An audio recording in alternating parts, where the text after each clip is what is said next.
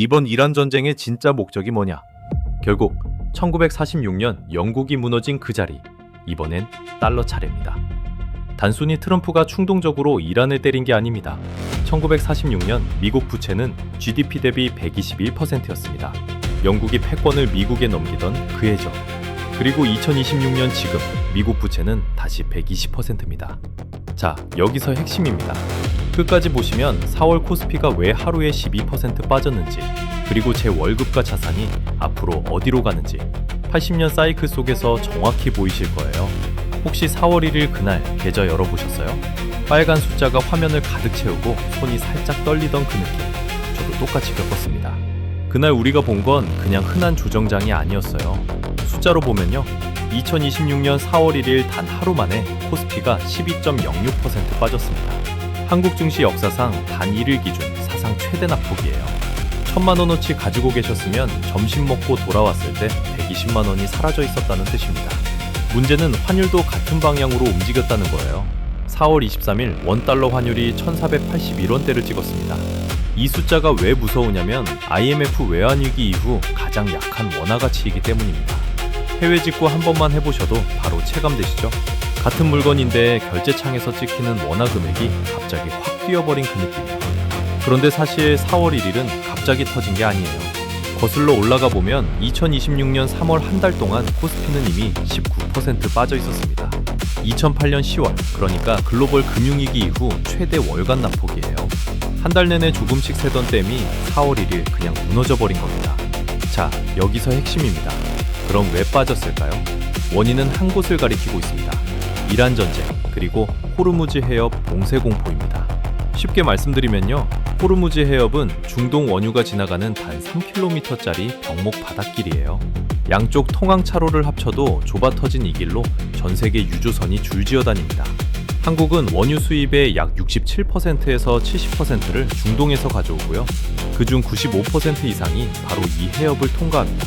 한국 경제의 호르무즈는요, 심장으로 향하는 동맥입니다. 단 3km가 막히면 전신이 마비됩니다. 실제로 시장은 이미 가격에 반영하기 시작했어요. 2026년 3월 8일 브렌트유가 배럴당 100달러를 4년 만에 처음 다시 뚫었고, 피크에는 126달러까지 올라갔습니다. 봉쇄 한 달 차 시점에 한국에 들어왔어야 할 원유 9천만 배럴이 도입에 차질을 빚었어요. 그러니까 내 계좌에서 사라진 그 숫자는요, 단순한 변동성이 아니라 저 멀리 좁은 바닷길 하나가 만든 충격파였던 겁니다. 그런데 이게 이번이 처음이 아닙니다. 똑같은 일이 80년 전에도 있었어요. 자, 그럼 80년 전에 도대체 무슨 일이 있었던 걸까요? 이 부분이 이번 영상의 가장 중요한 뼈대입니다.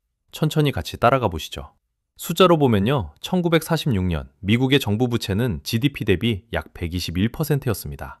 2차 세계대전을 막 끝낸 직후라 부채가 사상 최고 수준까지 올라왔던 시기예요. 그런데 바로 이해, 영국이 전 세계 패권을 미국에 사실상 넘기게 됩니다.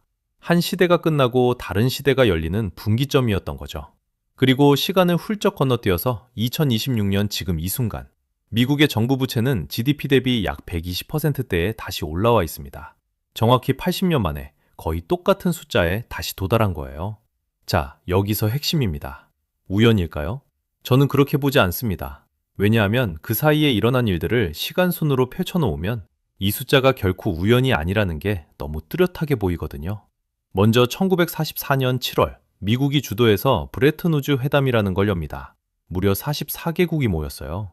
여기서 정해진 룰이 뭐냐? 금 1온스를 35달러에 고정시킨 겁니다.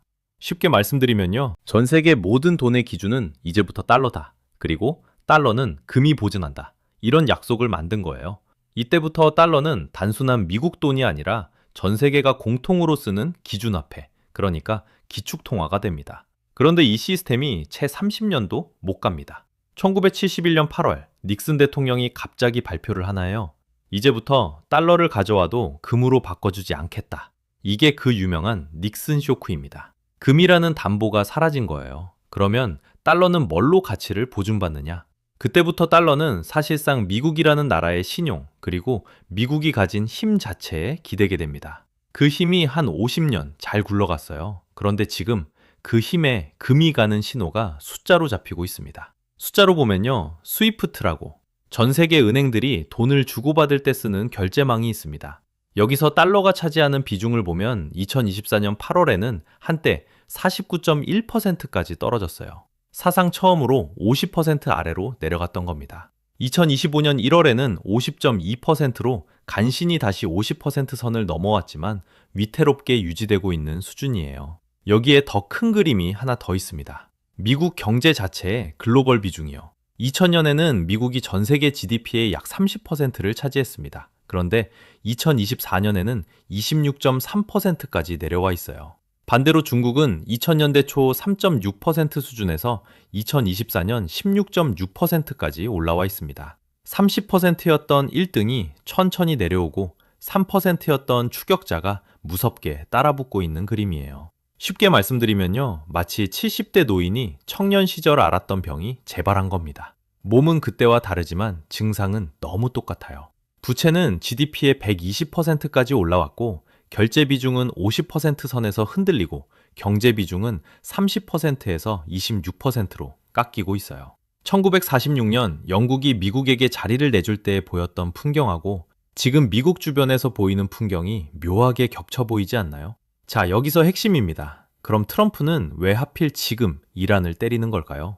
자, 그러면 이런 의문이 드실 겁니다. 이란 전쟁이 달러 패권이랑 도대체 무슨 상관이냐? 폭격은 중동에서 벌어졌는데 왜 갑자기 화폐 이야기가 나오느냐? 여기서부터가 이 영상의 진짜 핵심입니다. 먼저 한 가지 사실부터 짚고 갈게요. 이란이 캐낸 원유는 어디로 가고 있을까요? 숫자로 보면요, 2024년 기준으로 이란 원유 수출의 약 90.8%가 중국으로 흘러갔습니다. 거의 전부라고 보셔도 됩니다. 이란은 미국 제재 때문에 다른 나라엔 못 팔거든요. 그래서 사실상 중국 전용 주유소가 된 상태입니다. 그럼 이란을 때린다는 게 무슨 뜻일까요? 쉽게 말씀드리면요, 중국의 기름통을 흔드는 겁니다. 이란만 흔드는 게 아니에요. 호르무즈 해협이라고 들어보셨죠? 이 좁은 바닷길로 전 세계 석유 소비의 약 20%가 지나갑니다. 일평균 약 2천만 배럴입니다. 그런데 이 호르무즈를 통과한 원유가 어디로 가느냐? 2025년 1분기 기준으로 89.2%가 아시아로 갔습니다. 그 중에서 중국이 37.7%, 인도가 14.7%, 한국이 12%, 일본이 10.9%입니다. 한국도 직격탄이지만 가장 크게 다치는 건 결국 중국이라는 얘기예요. 자, 여기서 핵심입니다. 트럼프의 이란 타격은 단순한 보복이 아니라 페트로달러를 다시 설계하는 작업입니다. 페트로달러가 뭐냐? 석유를 살 때는 반드시 달러로만 결제해야 한다는 룰이에요. 이 룰이 흔들리면 달러 패권이 무너집니다. 그래서 트럼프는 4가지를 동시에 노린 겁니다. 첫째, 중국 원유 압박입니다. 이란 라인을 흔들어서 중국의 에너지 안보를 인질로 잡는 거예요. 에너지를 무기로 쓰는 겁니다. 둘째, 미국채 수요 창출입니다. 전쟁 공포가 퍼지면 돈이 어디로 갈까요? 결국 안전자산인 달러와 미국채로 몰립니다. 미국 입장에선 빚을 더 싸게 굴릴 수 있게 되는 거예요. 셋째, 산유국의 결제 재편입니다. 사우디, UAE 같은 중동 국가들에게 다시 한번 보여주는 겁니다. 결국 너희를 지켜주는 건 달러 시스템이라고요. 미국은 해외 공기지를 80개국에 750개 넘게 두고 있고 무기 수출 점유율도 2020년부터 2024년까지 43%로 압도적인 1위입니다. 이 군사력이 곧 달러의 담보예요.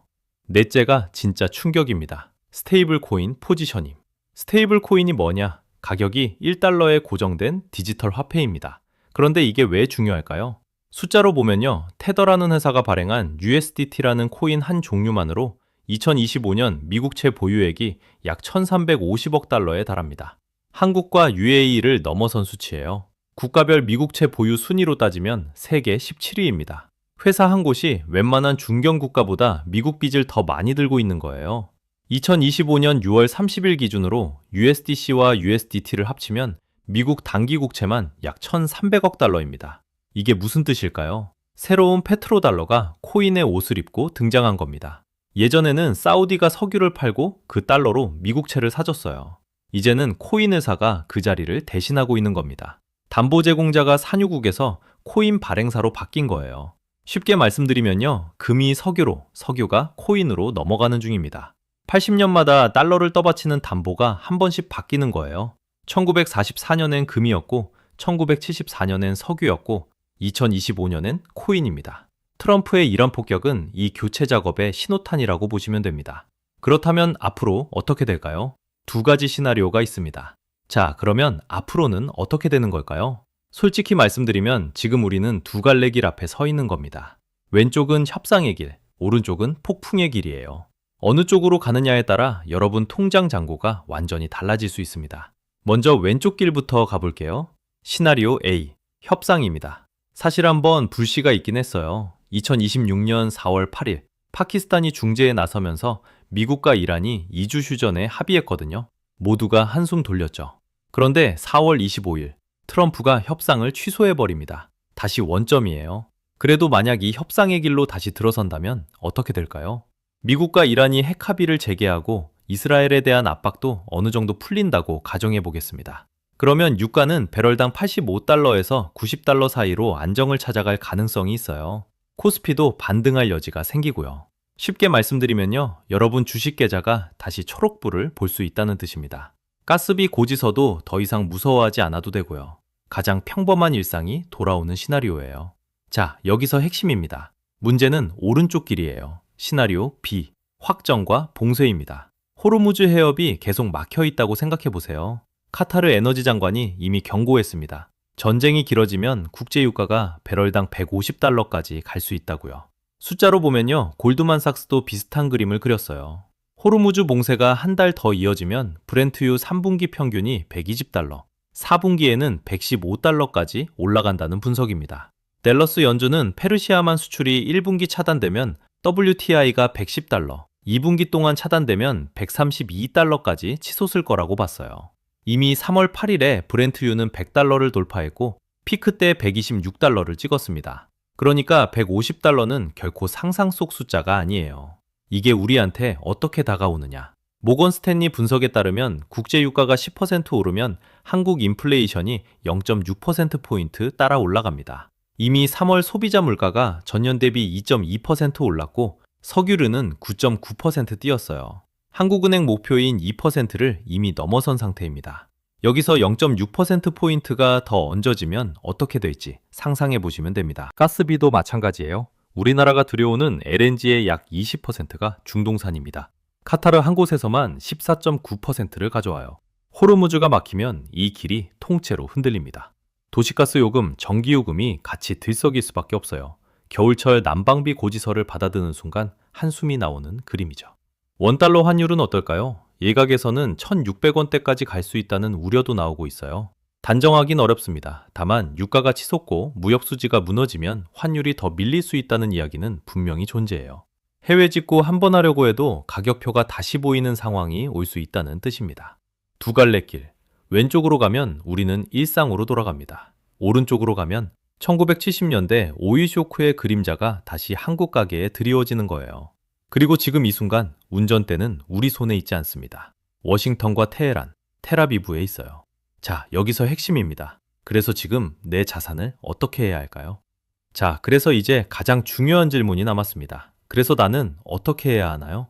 투자 조언을 드리려는 게 아닙니다. 다만 이 거대한 흐름 속에서 우리가 무엇을 봐야 하는지 그 모니터링 포인트를 함께 짚어보려는 겁니다.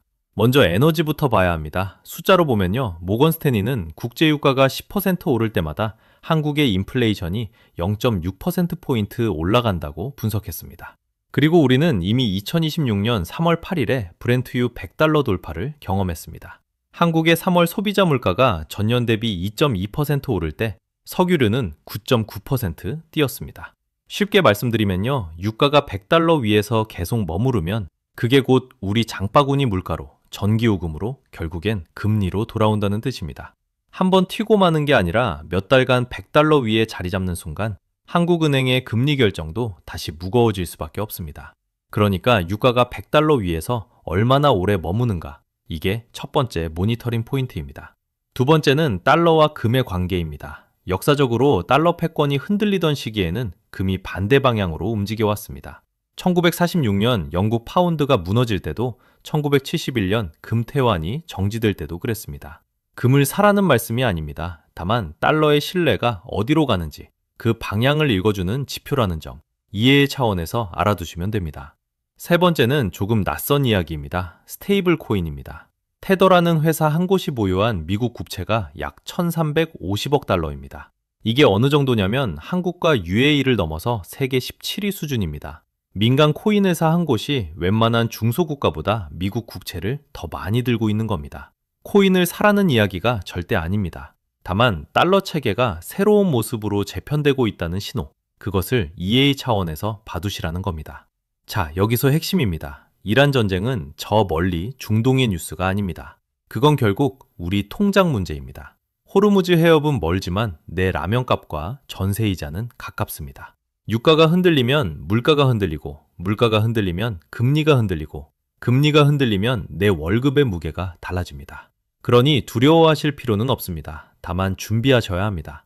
뉴스를 볼 때 저게 내 자산과 어떻게 연결되지? 라는 한 줄 질문만 던져보셔도 같은 뉴스가 완전히 다르게 보이실 겁니다. 그리고 이제 마지막으로 이 모든 걸 관통하는 결론 한 문장을 말씀드리겠습니다. 자, 여기서 핵심입니다. 80년마다 패권은 새 옷을 갈아입습니다. 1946년 영국이 무너지고 달러가 올라섰듯이 지금 그 사이클이 다시 돌아왔습니다. 미국의 부채는 GDP 대비 120%를 다시 넘어섰습니다. 영국이 무너졌을 때와 똑같은 숫자입니다. 우연이 아닙니다. 시스템이 한계에 다다랐다는 신호입니다. 그래서 결론은 이렇게 정리됩니다. 트럼프의 진짜 목적은 페트로달러를 정리하고 달러 패권을 스테이블 코인으로 이전하는 것입니다. 이란 공습은 전쟁이 아니라 낡은 패권의 마지막 단추를 푸는 작업이었던 셈이죠. 코스피 12% 폭락 같은 단기 충격에 흔들리실 수 있습니다. 하지만 큰 그림을 알고 계시면 시장의 소음 속에서도 중심을 잡으실 수 있습니다. 이런 큰 그림이 궁금하신 분들은 채널을 한 번씩 들러주세요. 다음에는 스테이블 코인 시대에 우리 자산을 어떻게 지킬 수 있는지 그 이야기로 다시 찾아뵙겠습니다. 오늘도 끝까지 함께 해주셔서 고맙습니다.